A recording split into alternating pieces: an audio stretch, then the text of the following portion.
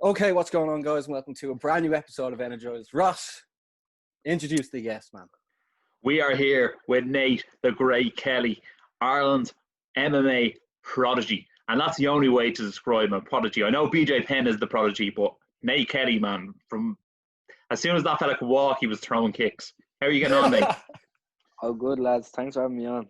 No problem. Anytime. No worries. And just throw it out there, myself and Barry are doing Movember. This is not our usual facial hair. Don't me. I have a full-on beard, and Baz has some sort of French thing going on. We. So if you do want to donate some money, we haven't done a swipe up in a while, so we'll do a swipe up tomorrow on it. Yeah, we'll put a link in the bio anyway. But it's just for a great cause. We do this stuff every year, and it's great. Next year, Nate promised he's going to join the team as well. Isn't that true, Nate? Nothing signed yet. No promises. The contract's on the way. Sign the contract, as people say. But Nate, for people that don't know you, right? 5 years ago, in March, if I'm correct, it was the UFC 189 World Press Tour. Conor McGregor versus Jose Aldo, right? And then this, for the people that aren't aware, here's a clip from that press conference.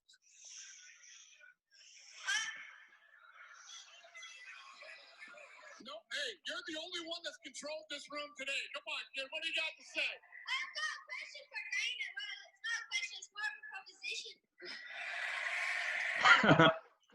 Let's hear it. Dana, I'm going to be the new queen of the UFC. I love it. I love it. What's your proposition? Dana, I'm five-time national kickboxing champion. I'm Irish and British champion at Jiu-Jitsu. And I'm a world medalist at kickboxing. So I'll guarantee that you're going to be strapping that gold belt around my waist. Man bun and all. The man buns were very in there at the time, weren't they? Man bun might be coming back now. No haircut. A good over a month. So Look, I'm wearing my Dana White t-shirt. Oh man. But Nate, first of all, whose shoulders were you on there? I was on it was a guy who played from Team Rhino, and I was on his shoulders. So I was just trying to get anyone to get up on their shoulders, you know. It wasn't Andy Ryan, was it? No, it wasn't Andy Ryan. No. But myself and Ross were there as well, and we're like, who the fuck is that guy? But Nate, man, how did you get into mixed martial arts? I always used to watch. I was very hyper kid. I was a very, very hyper kid. You know, even if I was going Tala Adventure World or something, and someone said anything, I was always trying to start fights. And I think even I used to play football. Even on the football pitch, I was always trying to start fights. And I think it was always just kind of in me. So my mum and dad put me into kickboxing. But I always used to watch Kung Fu movies and all that as well. I was always just kind of interested into it, doing it outside of martial arts. But before I even started, I was always looking to fight, you know. So then they put me into it, and I got disciplined where I was only able to do it in the kickboxing. And then from the kickboxing, I got very into the MMA, you know. I was watching it a lot. And I believe it was my uncle's friend told him about SBG. This went back a while ago now when I was 7 years of age. I got into it. So back in the Long Mile Road, he told him about that. And I got into it from there, yeah. That's unbelievable, man. And it's mad to think that you're already a 9-year vet at 16. You know what I mean?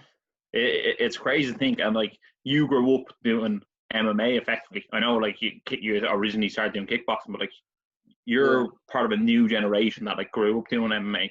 Because you think 100%. back those sort of 5 or 6 years ago, you know what I mean, all the top guys they were, you know, as Barry would say, sort of a jack of all trades, but a master of none. You know what I mean? But now you're master in all the trades. Do you have a preference of what your martial art of choice is?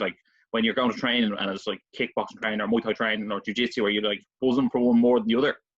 No, I've always enjoyed MMA the most because obviously I'm very high level in kickboxing and in jiu-jitsu, and I enjoy all the other aspects of it as well. You know, I think I love kickboxing. It was my first sport I've ever done, and then I love jiu-jitsu as well, and I love competing and training them both separately. But I think MMA is the best for me because I can blend two of them together: the jiu-jitsu, the wrestling, the striking, everything in together. I think it's my favorite for sure. And then when you're actually going, you haven't made your amateur debut yet, sure you haven't?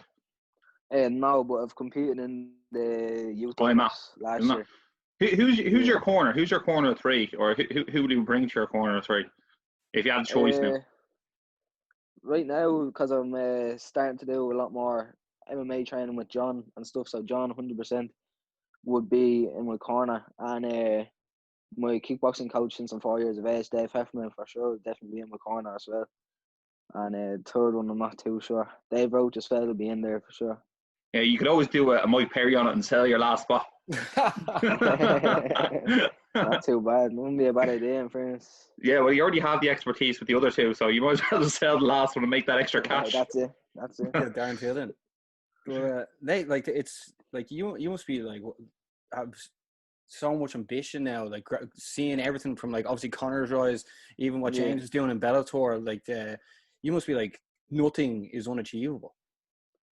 Yeah, since a young age, I've always felt like nothing is unachievable with me. You know, I've never been narrow-minded. You know, I've never thought like I can only do this and I can never do that. You know, I'm open to anything and doing anything, and I believe if I believe in myself 100%, I can do anything and I will do anything. You know.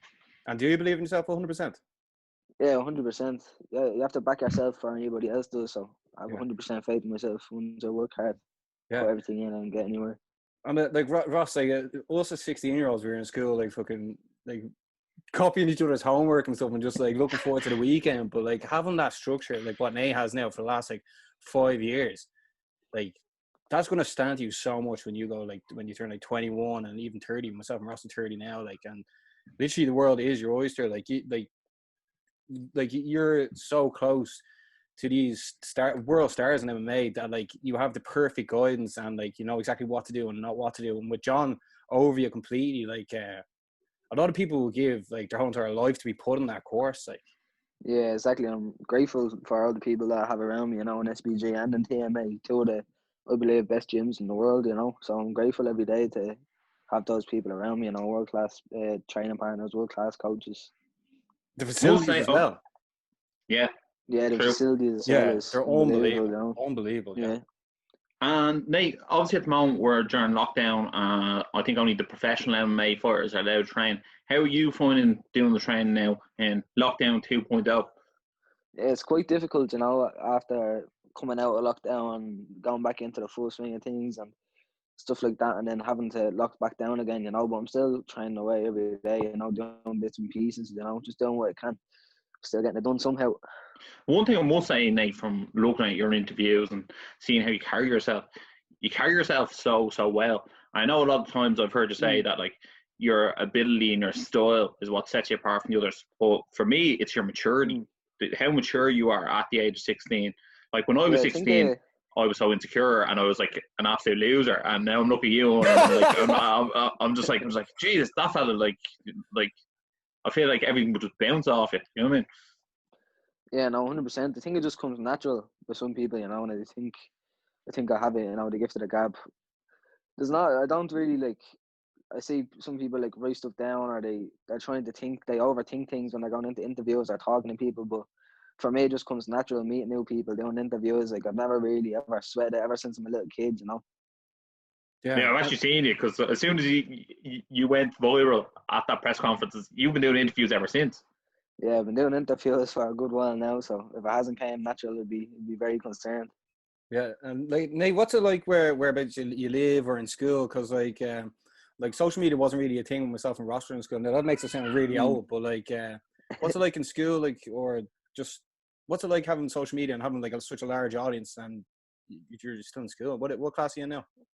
I'm in 5th year now, but I think I was so young when everything kind of blew up, and obviously I have a few followers on Instagram or whatever, but if everybody that does know me personally knows that like if you're talking to me you wouldn't even know like I have any followers or I have anything, you know. I don't like to think about that stuff or dwell on that stuff, you know. I just like to think of I'm a normal kid, you know, and then think that gives off onto other people as well, so they think no different, you know. Yeah, because you're not too like flashy or you're not constantly spamming or anything. It's just it comes across as almost you treat it like a business.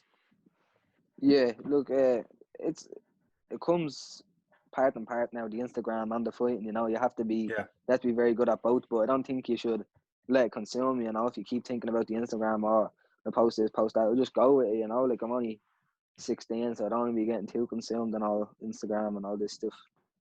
Yeah, but there's people our age, Ross, are just like absolutely obsessed with it. It's crazy, you know. And then you can't let it take it over, you know. Yeah. You know, and I suppose because you've actually grown up and you've been so talented, I feel like you've grown up and you're probably a child at the time, but you're in a room full of adults and they treated you as an adult. And I think that's quite relevant in your growing up, and like because you were spoken to like an adult, you had adult perspectives from a much younger age. And I think that's definitely going to shape someone. Yeah, even all the kickboxing competitions, all the lads from my club, they're all like a good few years older than me, so they're always my mates growing up and stuff, you know. So I've always been, I think, wiser beyond my years and stuff. But it definitely stands you now. And what about like your close circle of friends, like from where you're from or like in school, sort of away from the gym? Would they be like trying to ask you information? Like, how did they get into it? Like, I'm sure some of your friends have definitely stepped into a gym now because of what you're doing. Yeah, I know a good few. Like I have a good few mates from the gym that I would consider like very, very close friends now. But my other mates outside of it, that they kind of have their own stuff going on as well, you know. And to them, I'm just their mate, you know. They don't see Nate the Great big, you know, this and that. They just see me as their mate, you know. I think it's the way it should be. You don't want a bunch of yes men around you just saying, "Oh, you're doing great, you're doing this," you know. You want people around you that are gonna stay real through it all. And like, do you have a trajectory for your careers? And are you estimated amateur fights, then turn pro, or will you just take as it comes, depending on where the offer comes, or what way do you envision that going? Like everything in life, I'm always real laid back, just go with the flow, you know. So I don't really have any set out plan just yet, but I'm getting very close now to. I want to make my amateur MMA debut very soon, so hopefully I can make that soon. Then we go from there. But the goal is still 100% professional MMA fighter, but there's no set organization I want or anything like that just yet. But go on, Mark. When we were in school, we had to do like in fourth year, we had to write our CVs and say like what we wanted to do in school. Like, but I'm sure your teachers know. Have you told them that's what you want to do, and they're like, all right, or are they like, oh, that mightn't work out for you? Like, what sort of way is that being looked at in school wise? Yeah, a few of them kind of have like a bit confused faces when you tell them that you don't want to go to college or you don't want to do certain stuff and you leave school. You just want to but you know, I think you need to back your own self for anybody else does. You know, it doesn't matter no matter anybody says to me. I know myself what I want to do, and that's all that matters. Yeah, well, I think your teachers also, like, they only see you for what, like 3 hours of a full week, and then like they try to like tell you what to do with your life. Also, exactly. they probably actually don't care about you. Like when they walk out those school gates, they don't go, "Jeez, I hope Nate does his maths homework tonight because he'll be in trouble if he doesn't." You know what I mean? Like they don't give a shit. To be honest. Well, exactly, I'm sure they give a shit to some extent, but like they're not going home and be like, "That fella is doing the MMA." Because that's what they'll call it, doing the MMA. Yeah, shout out Darren Conway. But Nate, who do you look up to? Obviously, there's Conor there. I think I've heard you say GSP, but like outside of the sports world, like who do you look up to and go like they have a strong work ethic? I think one of my biggest inspirations outside sports will definitely be my mother and my father. You know, both of them very hard workers and do their best to provide for me. And also my nan as well. She's a top grafter, you know, runs in the family. Love it. What's your nan do? My nan, she worked in carers many years, you know, a hard job for many years. And what about your folks? What do they do? My folks, my mom actually works full time now in SBG. She's the manager of SBG. Oh no way. Nice. And like, Nate, what happens? What's a sort of like when when the weekend arrives? Like, would you have people that are like trying to get you out going drinking, or like, do they know don't go near Nate? Like, Nate is on a trajectory straight to the top. No, see, I wouldn't be for me in any ways. You know, I've always said it. Like, I don't like, even if I was to go to a party or something, I wouldn't really like want to drink on. It's not for me. You know, I think I can have a good time without a few drinks on me. So Fair think play it's to you, man. just You know that? Like, fucking it's fair play just to you. it's just not something that I'm interested in. Like, What if I'm one of not the really lads like interested in that. pulled out of this nagging and it was a proper 12 nagging? Put them on the spot now, like. No, fair play to you. No, you're right. Stay off the liquid gold. Stay off the liquid gold. Of course. Yeah, that's unbelievable, man. Nate, what do you sort of make of the Irish landscape in MMA? Like obviously there's so many lads are with Bellator now. Bellator are doing amazing things, especially in Ireland. Like, and then what do you sort of make of the things, and like what's the like next generation looking like? Because you obviously you know it all.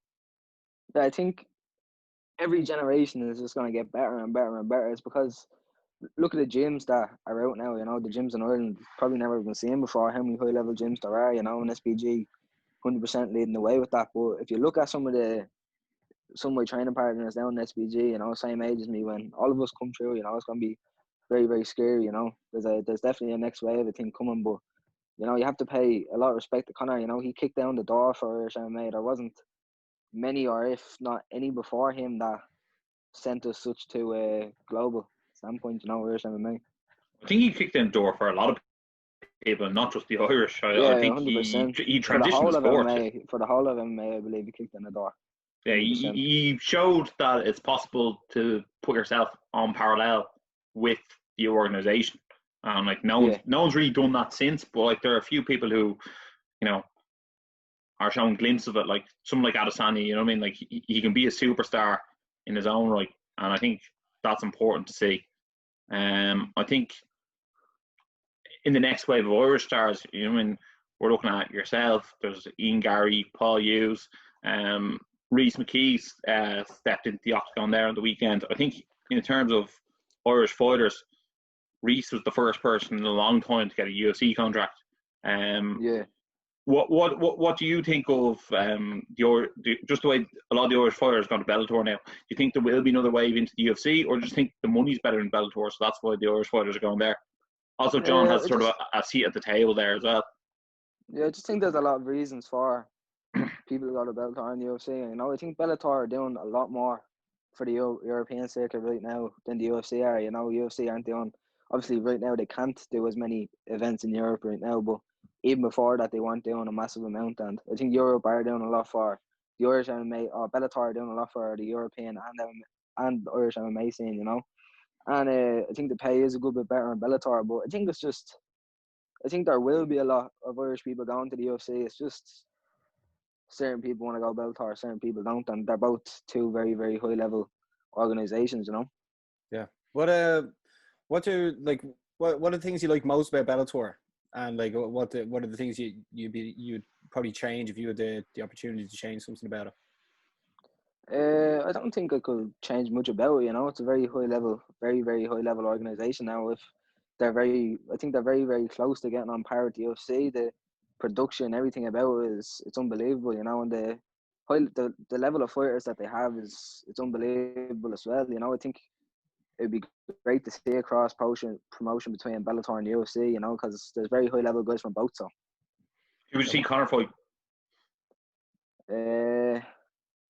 Don't know. That'd be a tough one now. We fight Pitbull. Pitbull's a good bit smaller though as well. Yeah. But he is the lightweight champ though. Yeah, he is still the champ. Who else is there at lightweight at Bellator? Well, Michael Chandler left.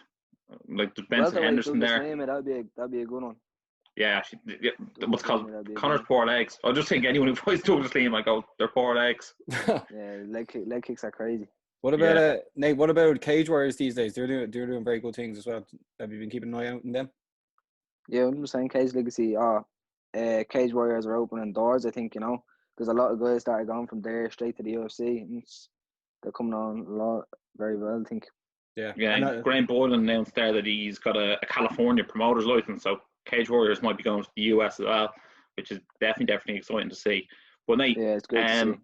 The big announcement this week was seems to be UFC 257. McGregor versus Poirier is all but signed. How do you see this one going down? And does Poirier, can he do anything different than the first fight?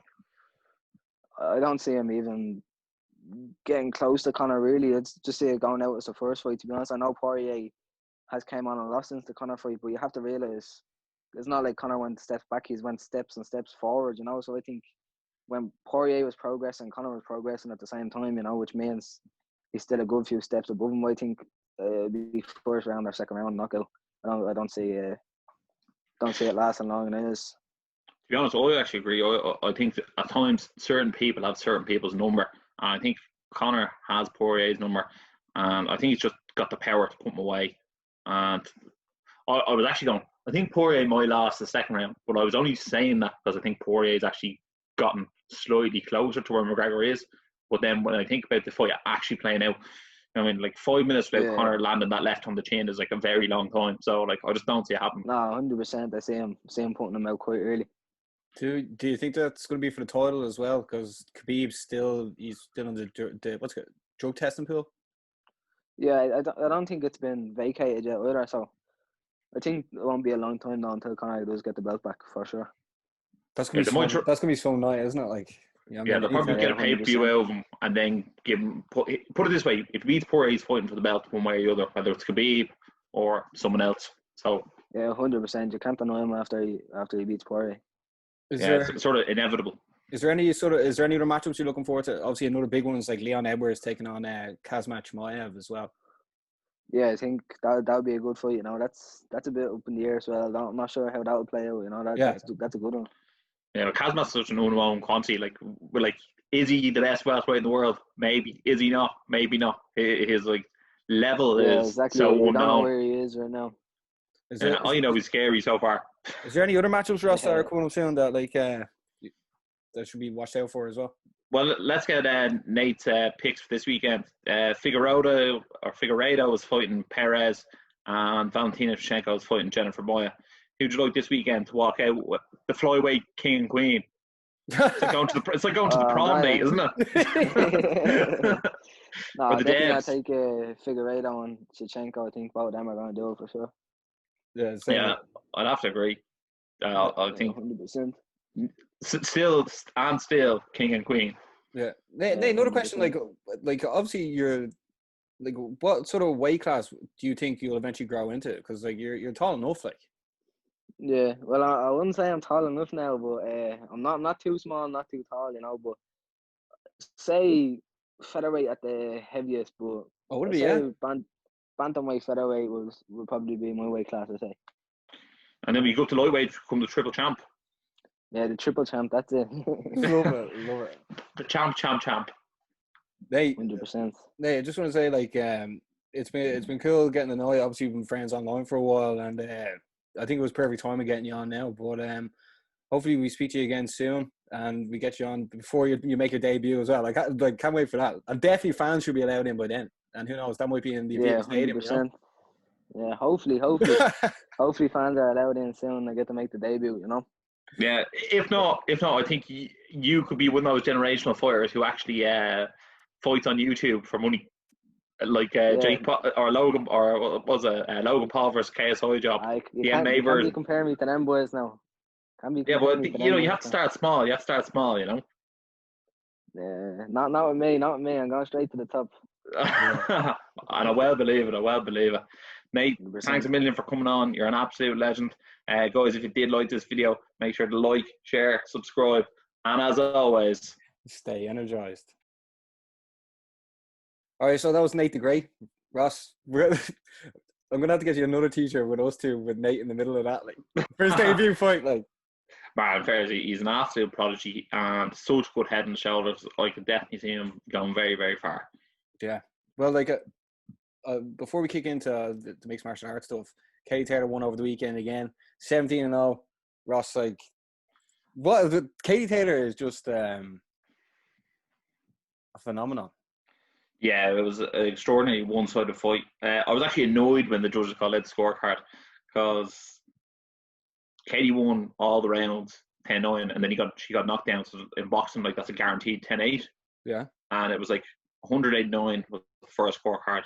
Then it was 99-91, and then it was 100-90. So one of the judges, even though your one got knocked down, didn't give a 10-8, and the other judge gave one round to the other girl. And I was like, "What are you watching?" Because like that was an absolute beatdown from start to finish. I know. I was actually at one stage, I think round 7 and 8, I thought she was going to finish it. Then I was almost like, oh, I'm actually disappointed she didn't finish it. But then I actually started to feel sorry for Gutierrez, and I was like, it'd be nice if she got to go the distance. I know, yeah. It's going to be, if the rounds were 3 minutes long, I think it would have been finished a whole lot quicker. Mm. Who would you like to see her fight next? Because people are shouting Serrano. There's talks of Cyborg as well. Eddie Hearn was talking about her. Yeah, I do think the Cyborg fight would be a bit of a spectacle. I'd almost think like that should be like Katie Taylor's retirement fight, when like that is like that's the money grab on the way out the door. I could definitely see her fighting Serrano next. I just feel like because she beat Cindy Serrano, she now has to fight Amanda Serrano. Like beat the Serrano sisters. I think that's like a big deal. It's almost like in tennis when you beat the Williams sisters. You know what I mean? So like they need to be like ticked off the list. Yeah. And then there's a few other ones. I think there's a few young British boxers out there as well who are under Eddie Hearn's sort of spectrum that he might get her in there with. There was a Liverpool fighter broadcasting, I can't think of her name. I think that could be a fight to make as well. Yeah. For like after the fight, Eddie Hearn just was talking about Katie Taylor right while she was standing there, and he was just like, she's the best ever. The way he's gone on about her, you can tell he like actually loves her. It's if you haven't seen her movie, make sure to check it out. Like anytime people like put up them stories asking what should I check out, I'm like, you have to check out the Katie Taylor film. I was even getting my dad to watch it as well. But no, she's 34. She's saying she's just going to keep getting better. She's the GOAT. She is. Of women's boxing. And the funny thing about her is like she wants to fight every month as well. She's like, I just want to get back in there and fight. So look, we'll always back her. Yeah. We always think she's great. So like I'm looking forward to having her on the show, man. You know that like we've had like so many people on. Like I wouldn't even know what to say. Yeah, but like I'm glad she got that second win over Pursoon. I'm glad it was like more clinical than the first fight. I was like, oh, I almost think that was a draw. And then seeing her in this fight and it's one-sided, I was like, oh, thank God. Because like there's something about her where like you don't want her to get hurt as well. Like you feel like you're almost like, she's ours, leave her alone. Yeah. That weight class, she's far too good in that one. Obviously the Pursoon one was a way above, but no, she's kicking ass. And Honda Katie. Look, make sure to like the show and subscribe if you're a big fan of Katie Taylor, because like we absolutely love her. But the three of the lads are fighting this weekend, and that's Dylan Moore, John Cooney, and Tony Superfly Brown. And no, it's John Connie. John Connie, according to the Spanish.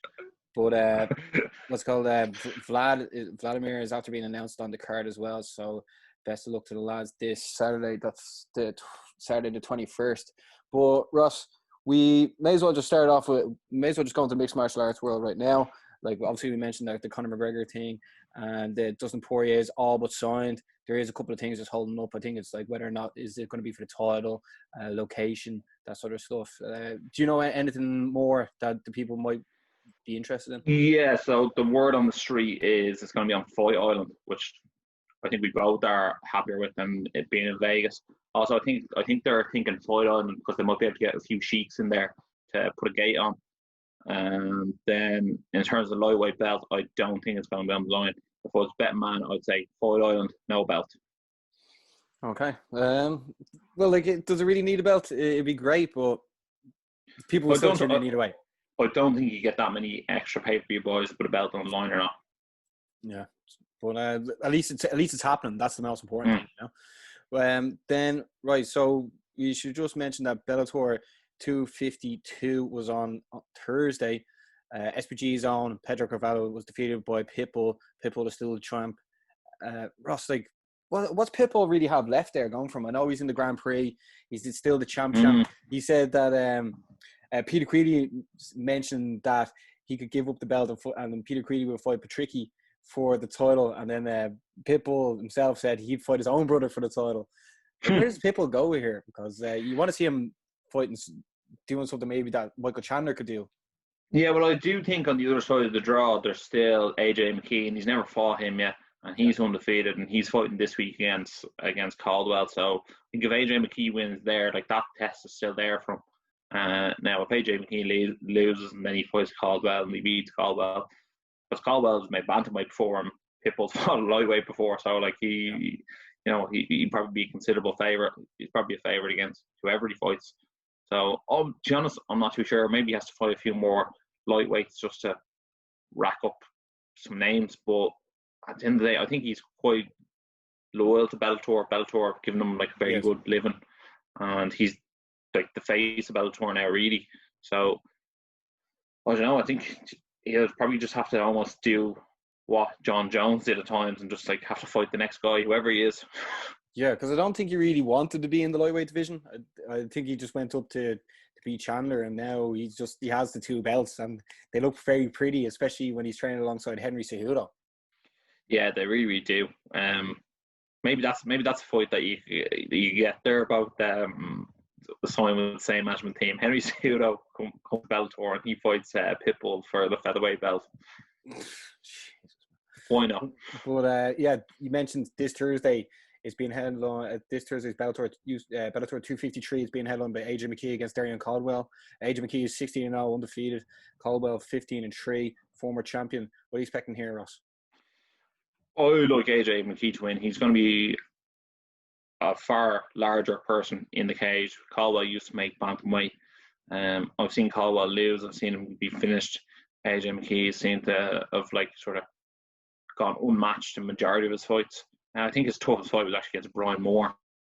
Now that I think about it, so I expect AJ McKee to walk out victorious and set a date with Pitbull in the future. I think he has one more person in his bracket, doesn't he? Because Sanchez is it Sanchez on the AJ McKee bracket?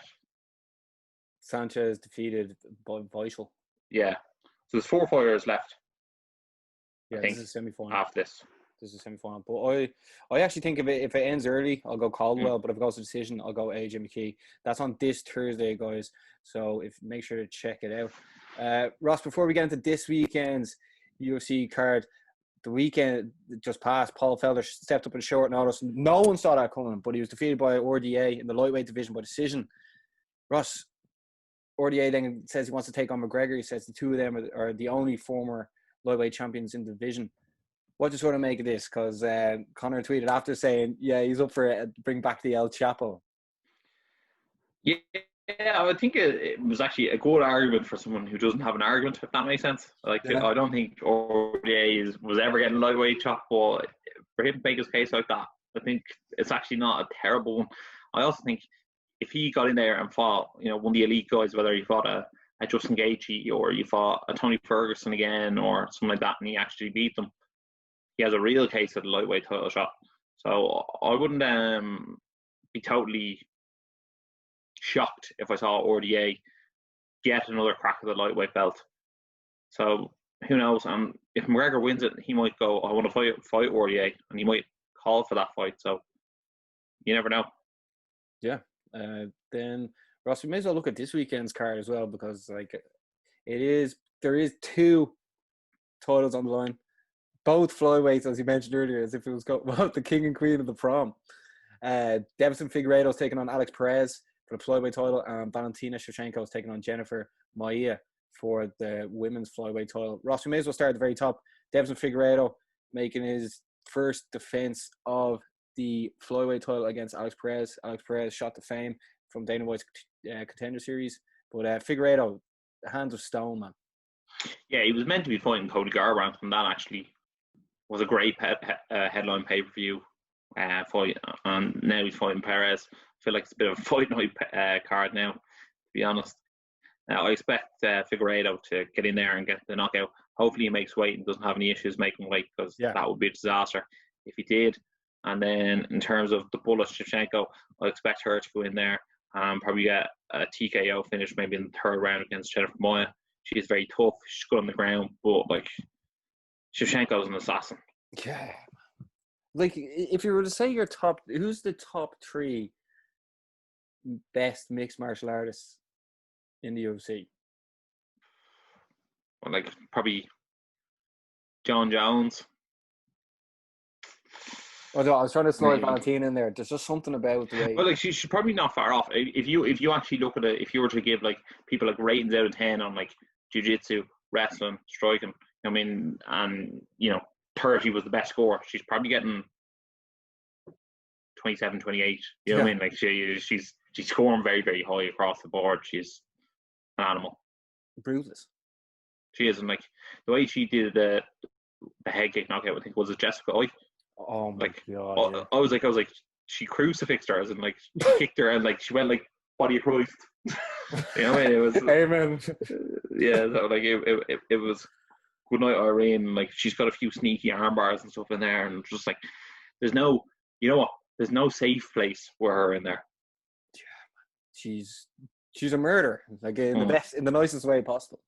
So, yeah, the few other good fights on that card. Mike Perry's fighting Tim Means on that card, so it'd be interesting to see who Mike Perry has in his corner. Yeah, do you think that's going to happen now? Because supposedly you were allowed to have anyone in your corner, and like Dana said that wasn't possible. But I was listening to lads on weighing in. Shout out to Punk and John, Big John. But do you think he's actually going to sell this off? Like, I always think it's a little bit too late now to sell off.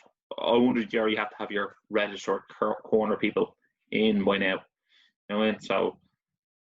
I don't know, I'm sure we'll find out close tonight. And who knows, like Paul Felder might jump off commentary to give him a hand. Yeah, then Arme Sinti with Calbell was also fighting in this card as well. But Ross, the rematch of Mauricio Shogun Hua against Paul Craig has gone down in the light heavyweight division. Do you think this is Shogun's final show? I don't think so. I just don't feel like he was like, my last fight will be against Paul Craig. I just don't see it. I feel like he has to go out against another legend. And I do think Shogun will probably get his hand raised in this one. He's doing it for dad bods all over the world. Shout out to the dad bod crew. Yeah. Ross, the prelims look decent as well. Like Brandon Moreno's taking on Brandon Royval for the Battle of the Brandons. But Joaquin, that could be a flyweight title contender as well. I actually thought one of those two should have actually got the title shot against Figueiredo. Yeah, Brandon Moreno shot the fame as well. That was from Tough, yeah.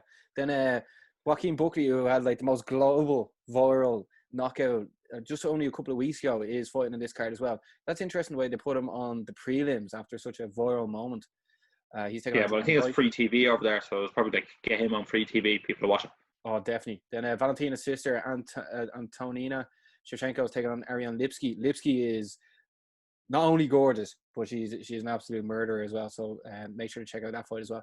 And then Ross, Nicholas Dalby loves an absolute war, is taking on Daniel Rodriguez as well. Like yeah. I know you said this looked like a bit of a fight night, but some decent names. And then Alan Joban's on the early prelim, so it's actually like a decent card.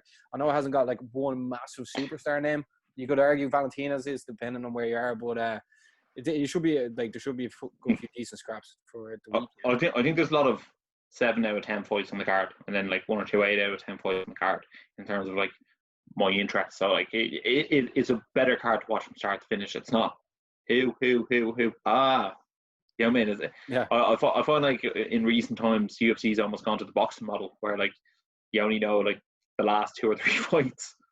Yeah, well, like it is tougher times these days. I mean, they have to throw on cards, and they're doing it, which is great. So like it keeps us entertained.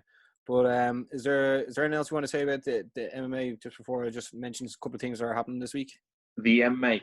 A shout out to Reece McKee as well, who unfortunately lost this weekend. But we love you, baby.